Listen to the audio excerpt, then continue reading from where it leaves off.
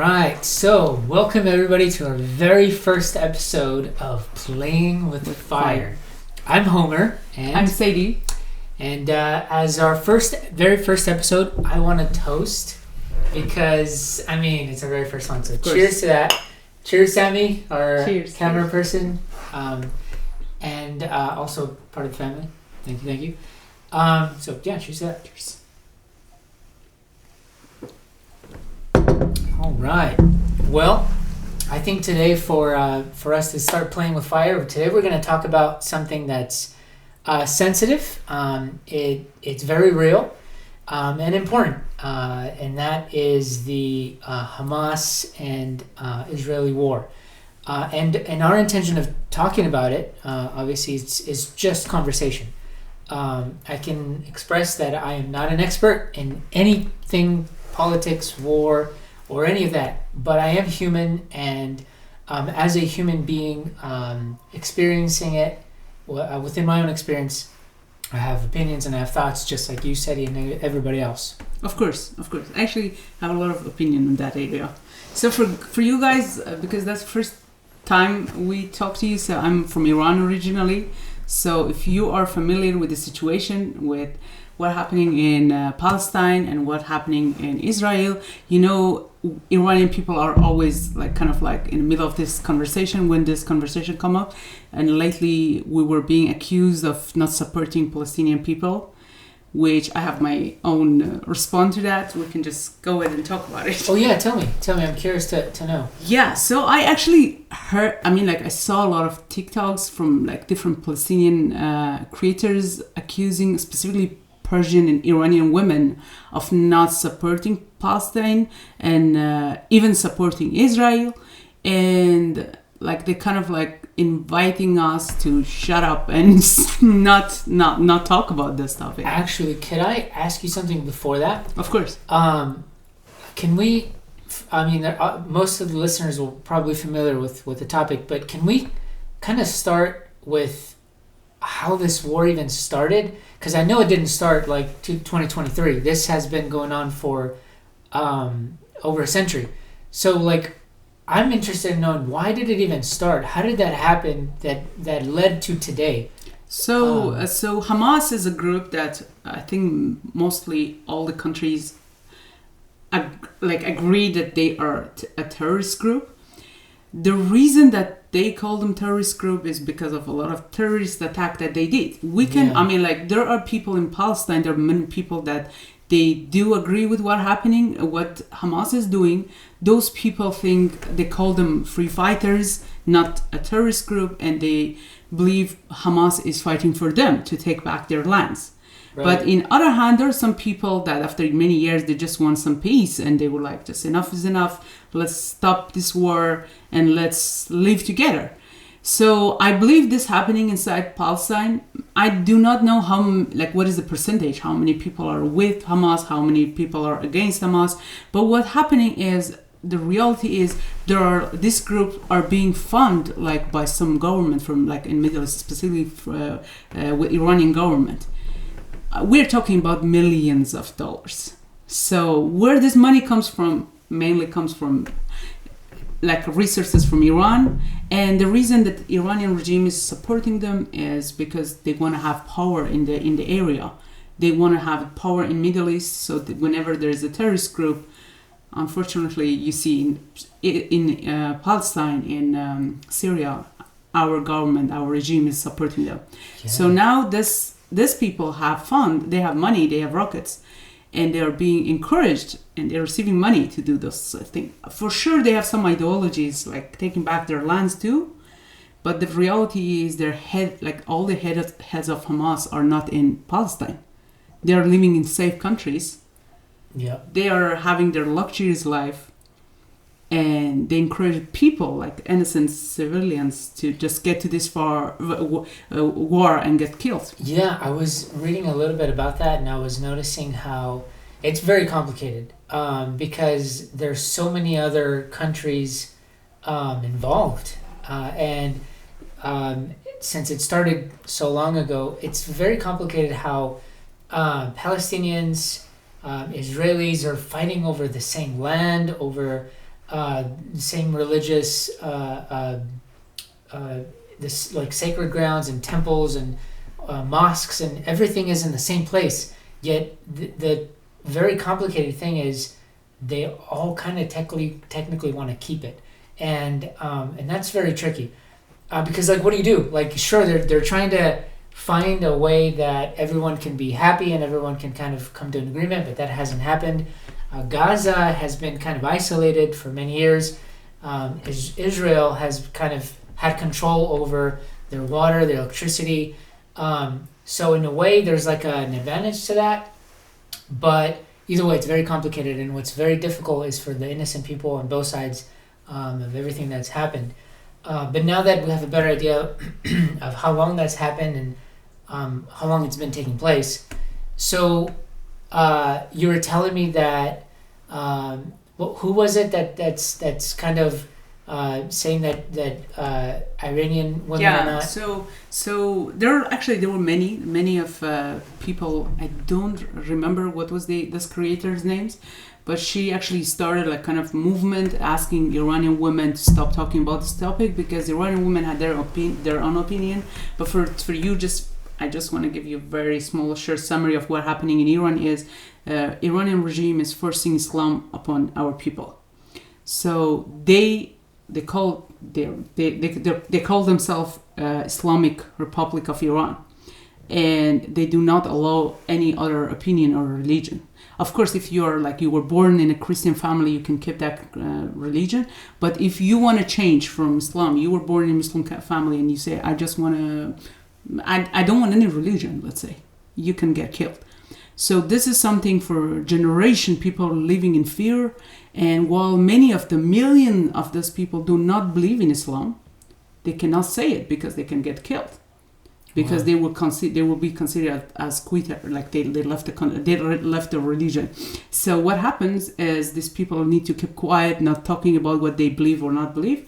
And then 2 years ago, women started a movement, say we don't want this. They start taking off their scarf, which is mandatory in Iran. You need to wear it, otherwise you will get arrested. So they start burning this. For them, that was a movement of getting back their freedom, of having a freedom of what they're wearing, freedom for their religion. Yeah. They weren't against any specific religion. So they just say, I want my freedom. Yeah. I do not want to wear this. If I'm a Christian, I don't want to wear it. They're defending themselves, yeah. But at that point, many Arab countries and many Arab creators are starting a war. We already were in a war. People were dying in the street. And then I see a lot of Arab creators were like, oh my God, Iranian women are disrespecting Islam. They are Islamophobic. They start like putting those labels that kind of like confusing the word about what's happening in Iran. They weren't against Islam. These people, these girls, like teenage girls, were burning their scarf in Iran. They were against that force. So many of them had family that they believe in Islam and they were okay with that. But they were like, I don't believe it. I don't want it. Don't force it on me. Anyways, at that point, all the Arab country, including Palestinian, thought because we're talking about Islam, they're allowed to talk about these things. And now, after 2 years, there's a war in Palestine, and we're talking about Hamas. 1979, when there was a so-called revolution in Iran, and Ayatollah Khomeini came in Iran, and there he had a lot of support to take over the king, Shah, and he started this Islamic regime. Hamas was supporting them. And then from that point till today, Iranian regime is supporting Hamas. And whenever there is inside country, there is a people are unhappy, they start a protest or something, they are threatening our people that we have forces outside the country. We will bring people from Hamas. And we know they do not have mercy for us if they come. Because it happened like a year and a half ago when our people were in the street, they were just protesting. Thousands of people got killed by our own police, our own cops. And at a point they were like, enough is, we can't kill our own people. So they start bringing those kind of people. They were speaking Arabic, they were speaking Russian. I don't know who they were. Wow. So that's kind of like, I just want to give you idea of like why Iranian people are not supporting Hamas. Of course, we do feel for Palestinian people. Absolutely.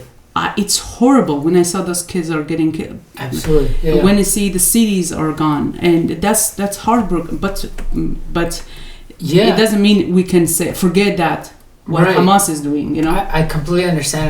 I share a similar sentiment. I am Mexican American, and I'm removed from the Muslim religion, but it doesn't mean that I don't understand humanity. For example, Hamas is a terrorist group, and unfortunately, they're the ones who are in charge or who represent or appear to represent the people that live in Gaza. And it's almost not fair for the people who live in Gaza to have those people being in charge of them, because terrorists are terrorists, and we know what they did. We everybody saw the news and all the bad stuff that they've done, and that's not cool. That's not good. So I completely understand, and like similarly, I'm also against terrorism and people who are terrorists. But at the same time, we also feel for the innocent people, the innocent Palestinians who have no choice, who live there and don't have the ability to make a choice or answer for themselves. But basically, they're caught within that conflict. And obviously, on the other hand, Israelis and everyone's entitled to their own peace, home, and life. But interestingly, I think for another future episode, I think we're going to talk about. I'm interested in talking about for later. I'm interested in talking about religion as a whole, and how religion really it always affects our culture, and it always affects our livelihoods and just a way of life everywhere in the world. And that has a lot to do with, sadly, what's happening in the Holy Land, but by what some people call it the Holy Land. But isn't that ironic? That's what's baffles me. It's very ironic. The Holy Land is always at war. There's so much war. There's no peace. Always religion. It's always, unfortunately, mainly starts with the religion. What we experienced as Iranian people, 1,400 years ago, I think, around that time, we were living in peace. We had our empire, Persian Empire, and then some countries decided that we need religion, so they attacked Iran. They forced Islam upon us, and then this is what we see. We went back for hundreds of years. Now we are trying in this hundreds of years just getting back what we lost over that war, which is crazy. Getting back to Palestine and Israel, we talked about kids or all the people, not just kids, families losing their house, dying in Palestine, which is horrible. But I don't want to forget to talk about people in Israel, because they were living their life. They actually, for a few days I was shocked. I was shocked when I saw those videos coming out. That was a terrorist attack. Yeah. So I don't recall what was the movie name. I remember there was this movie that the girls and boys were in the beach, I think in Norway, and then there was this ISIS group attacking them and start killing people. And we saw that as a live event, and they start sharing videos of it. And when I saw this girl, I still remember her name, Shani Luke, if I'm pronouncing her name correctly. She was a German girl in Israel. She was there for a musical festival called Peace. Wow. And that's so ironic. So they were in somewhere very close to the border, and they were in this music festival, and they were dancing, just a bunch of very young people. And that was a time when they saw they were attacking. They didn't understand what's happening, because that was very unexpected. And then this girl's body, naked, was in back of a truck by Hamas. They were taking her body around the city, and their videos are out there. I actually post that video on my TikTok, and they actually took off that video because of that was graphic. Yes, and she was naked, and her knee was broken. I could see she was on her face, but the knee was somewhere else. It was horrible. Who was she again? Her name was Shani Luke. I'm just talking about one of those girls. Right. So there were many. But this one, they killed her, and her body was behind this truck, and then they were going around the city as we got this. Displaying her? Yes. and people were spitting on her dead body. At that point, I was so angry. I posted a video. I was like, that was barbaric. That's crazy. And then what happened? They started this propaganda, and oh, she's alive. Oh, she's alive. I was like, that doesn't change anything. Her naked body, broken knee, broken hand, was behind a truck. There was this fat-ass man putting his feet on her back, and other people spitting on her body. Even if she's alive, that's even more horrible. You know, imagine experiencing that and then coming back home. I prefer to die. And then actually she wasn't alive, she was dead. And then later they found a part of her body. And what happened is I shared that video. It was interesting because I worked with people from different countries. And I shared that video, and one of my Arab former colleague commented for me and said, how come when they kill us it's okay, but when we fight back we become barbaric, and you call us barbaric? And that was interesting because I didn't talk about Israel. I didn't talk about Palestine. That post, it was like, there's a girl naked behind that truck. I don't care where she's from. She was German, actually. And then I condemned that thing, what happened. The act, as a woman, it's horrible. I'm seeing that. I think as a human, anyway. Absolutely, yeah. And then people start with you asking them, what happened to this? They start, no, don't talk about that. Children are dying in Gaza. I know, but tell me about that. Are you supporting that idea that they thought it's okay to have a naked body behind their truck and speeding on her dead face? Do you support that? They don't answer this question. They always come. I'm asking this question. Just comment. What do you think about that? They always, no, don't talk about that. Children and women are dying in Gaza. They're dying, I understand. And I condemn that also. Yep. But what about that? What happened? Exactly. Who started this? And then they bring back like many years ago, Israel first. Of course. Can I say something very interesting? I think I burped and that microphone picked it up. It's okay. Sorry. Drinking beer, that's Maybe we might change up the liquid. So, I don't know exactly how many years ago. I'm talking about hundreds of years ago, like maybe 200 years ago. No, actually, about 100 years ago, one of our king in Iran, let's call it Persia at that point, they made an agreement with other country, neighbor country, and they give him a city for 100 years. So they used to do that, just exchanging city for a woman, beautiful woman. Yeah, they used to do that. So the contract, the agreement was, I give you the city just for 100 years and you give it back. When I was in college, the 100 years was over. And then what happened was I remember my professor say, oh, that's 100 years and we can't go to Armenia. The city is now in Armenia. And asked them to give us back that city because they were like, fuck off. Good luck, yeah. Even people in that city, they were like, fuck you, we don't want to be part of Iran. Yeah. So after 100 years, you can't go and claim that city anymore. They don't give a shit. Those people don't consider themselves as Iranians. So now that's like a very stupid point to talk about. That's hilarious and it's funny, and I mean, more to our human...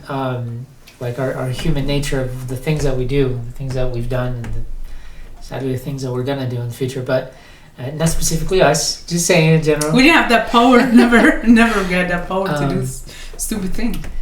But yeah, I think that it's also very welcoming for viewers and listeners.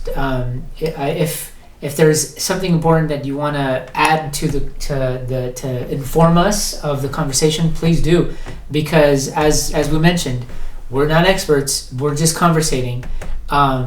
This is where the whole playing with fire came from. Is the idea that we have great conversations all the time, and so we decided, why not put it on this audio feed, video feed, and talk about it, and invite other people to talk with us.